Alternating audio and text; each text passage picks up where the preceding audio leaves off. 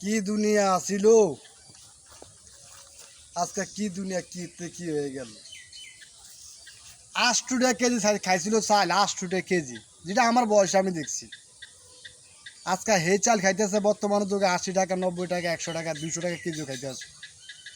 শুধু একমাত্র মানুষের চলার দোষের কারণ।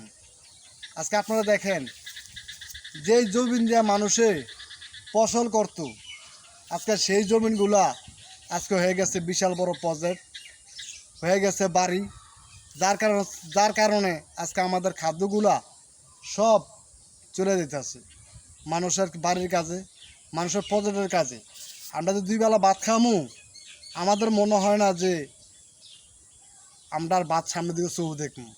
ওই যে কী নামে একটা কী নামছে জানি, এগুলো কী জানি নামছে, একটা প্লাস্টিকের চাল।